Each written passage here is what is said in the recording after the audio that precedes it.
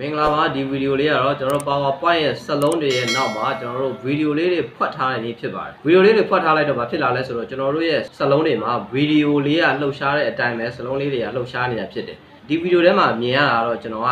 မီးတောက်နေတဲ့ဗီဒီယိုဖိုင်တစ်ခုကိုကျွန်တော်ကစလုံးဖောက်ပြီးတော့မှအနောက်မှာထားလိုက်တဲ့အတွက်ကြောင့်မလို့စလုံးလေးတွေကမီးတောက်မီးတန်လေးတွေတက်ပြီးတော့မှတီရှူတူတွေစိတ်လှုပ်ရှားစေတယ်အာယုံဆွဲဆောင်မှုရှိစေတယ်ပေါ့နော်ဒီလိုမျိုးလုပ်တဲ့နည်းလေးကိုကျွန်တော်လာပြောပြမှာဖြစ်ပါတယ်โอเคအားလုံးပဲကြည့်ရအောင်ဗျာနော်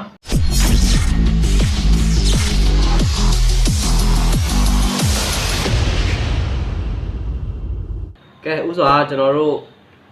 PowerPoint ကိုဖွင့်လိုက်ပါဖွင့်ပြီးတာနဲ့ကျွန်တော်တို့ slide တစ်ခု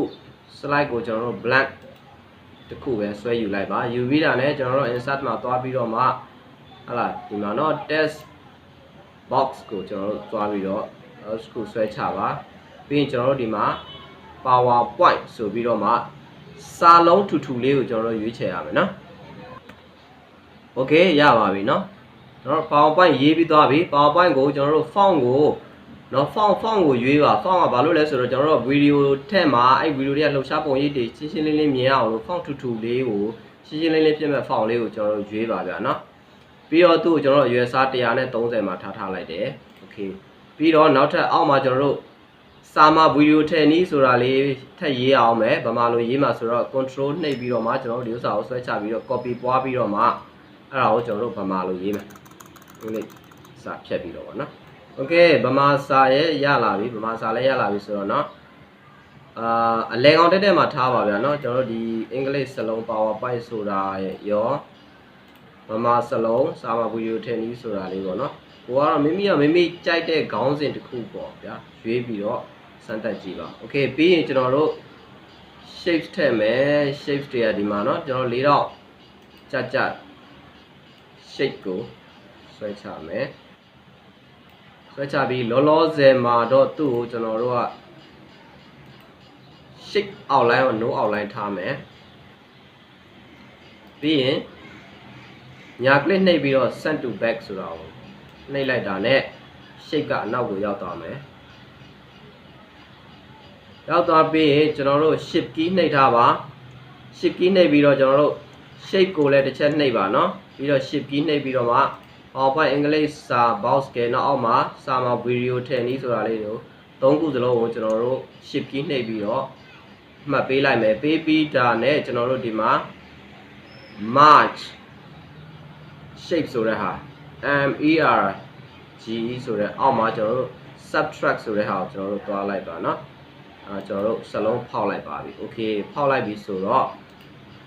စာက shape မှာပေါက်သွားပြီ okay အဲ့ဒီတော့မှကျွန်တော်တို့ကနည်းနည်းဒီ color ပေါ့နော်ကျွန်တော်ထည့်ထားတဲ့ color လေးနဲ့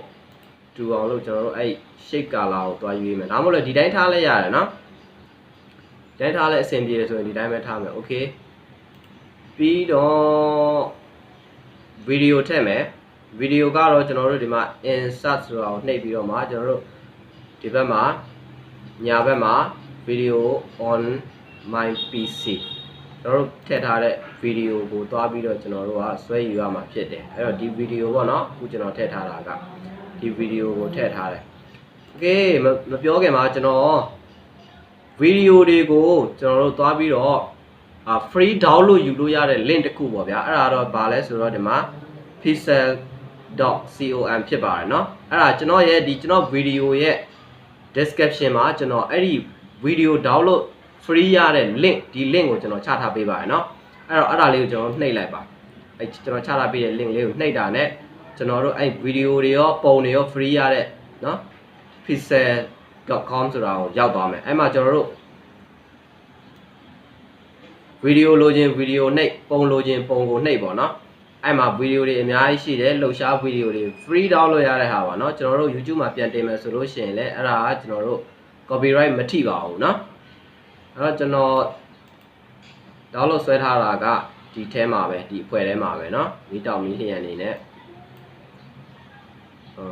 sorry ဒီထဲမှာခဏနည်းနည်းတော့စောင့်ပြီเนาะဒီလိုမျိုးဟလာမီးပန်းလွတ်နေတာတွေရှိမယ်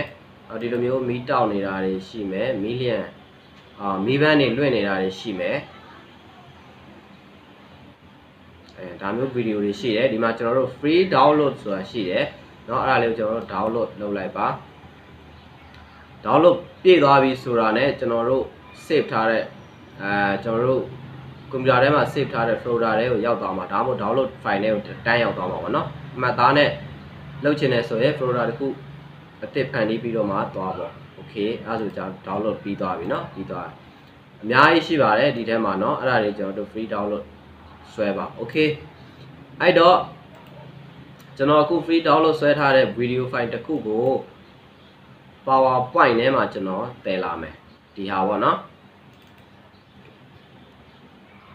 ဝါရောက်လာပြီ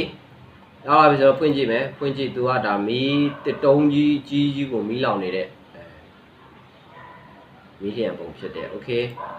အဲ့တော့ကျွန်တော်တို့ကဒီအပြည့်အတိုင်းယူခြင်းလဲရတယ်ဒီအပြည့်အတိုင်းမယူခြင်းဘူးဆိုရင်ကျွန်တော်တို့ကစာလေးလောက်မှာပဲ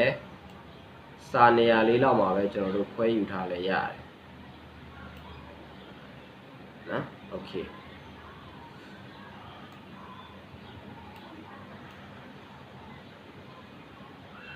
ဟုတ်ပြီပြီးတော့မှညာကလစ်နှိပ်ဗီဒီယိုညာကလစ်နှိပ်ပြီးတော့မှနေပါအောင်ညာကလစ်မနှိပ်ခင်ကျွန်တော်တို့ဗီဒီယို playback မှာသွားပြီးတော့မှ include ဆိုတဲ့နေရာမှာเนาะ playback ကိုနှိပ်ပါပြီးရင်အဲ့မှာ include ဆိုတဲ့ဟာလေးရှိတယ်အဲ့မှာကျွန်တော်တို့အလဲကောင် auto လေးကိုရွေးလိုက်ပါเนาะ auto ကိုရွေးရတဲ့အကြောင်းရင်းက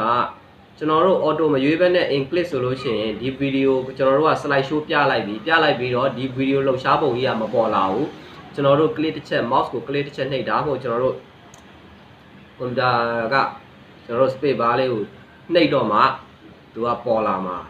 ပွင့်လာမှာဖြစ်တယ်အဲ့တော့ကျွန်တော်တို့က auto မှာထားလိုက်လို့ရှိရင်သူကကျွန်တော်တို့ကဒီမှာ slide show ပြလိုက်တာနဲ့သူက auto ပွင့်လာမှာဖြစ်တယ်ဗျာနော်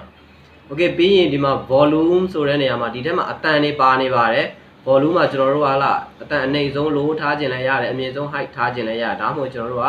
mute နှိပ်ထားလို့လည်းရပါတယ်เนาะ mute ဆိုရင်ကျွန်တော်ဘာအတန်းမှမထွက်တော့ဘူး okay အဲ့ဒါတွေလုပ်ပြီးပြီဆိုတော့သူ့ကို send to back ကိုကျွန်တော်တို့ညာကလစ်နှိပ်ပြီးတော့မှ send to back ကိုသွားလိုက်ရင်သူကအနောက်ကိုရောက်သွားမယ် okay ဒါဆိုရင်ကျွန်တော်တို့ပုံအကျယ်ချက်ပြီးတော့ဖွင့်ကြည့်အောင်ပုံကျယ်ချက်ပြီးဖွင့်ကြည့်တဲ့အခါမှာစာလုံးထဲမှာမီးတောက်မီးထန်လေးတွေလောက်ရှားနေတဲ့ပုံရိပ်လေးတွေမြင်တွေ့ရတဲ့အခါတင်စမ်းတစ်ခုလည်းဖြစ်တယ်လို့ဆွဲဆောင်မှုတစ်ခုလည်းဖြစ်ပါတယ်เนาะ okay အဲ့တော့ဒီစာကြောင်းတွေကိုကျွန်တော်တို့ကနည်းနည်းဘေးကနေ shape ထည့်ခြင်းနဲ့ဆိုရင်ဒီ shape စာမျက်နှာကြီးကိုပဲကျွန်တော်တို့ကသွားပြီးတော့မှ shape outline တစ်ခုခုကိုကျွန်တော်တို့ထည့်လိုက်ပါ shape outline ကတော့ဘာထည့်ရင်ကောင်းမလဲအနေအောင်အဝါရောင်ထည့်လိုက်မယ်ဆိုရင်တော့နည်းနည်းလေးပေါ်လွင်သွားမယ်เนาะနည်းနည်းပေါ်လွင်သွားမယ်အဝါရောင်လေးပြီးရင်shape color လေးဟိုဟာလေးကိုနည်းနည်းလေးပြောင်းလိုက်ပါဗျာဒီလိုမျိုးလေးပေါ့နော် shape color sky blue ရောင်လေးထည့်မယ်ပြီးအနီအောင်ထည့်ရင်ကောင်းမလား shape ကเนาะအဝါပဲထားလိုက်မယ် okay စမ်းကြည့်ပါဗျာเนาะနောက်ထပ်တခြားဗီဒီယိုထည့်ခြင်းနဲ့ဆိုလို့ရှိရင်လည်းအခုကျွန်တော်နောက်ထပ်မီတောက်မီလျံလေးတွေရှိတယ်ဗျာဗီဒီယိုနောက်ထပ်တစ်ခုမီဗန်ဒီမှာကျွန်တော်မီဗန်လေးတွေ download ဆွဲထားတာရှိတယ်ဒီဟာလေးကိုကျွန်တော်ထည့်လိုက်မယ် screen အပြည့်ပဲယူလိုက်မယ် okay သူ့ကိုလည်းကျွန်တော်တို့က playback ကိုသွားပြီးတော့မှ auto မှာထားမယ်ပြီးတော့ volume မှာလည်း mute ထားမယ်ပြီးတော့မှကျွန်တော်တို့သူ့ send to back ကိုသွားလိုက်မယ်ပြီးရင်ဖွင့်ကြည့်အောင်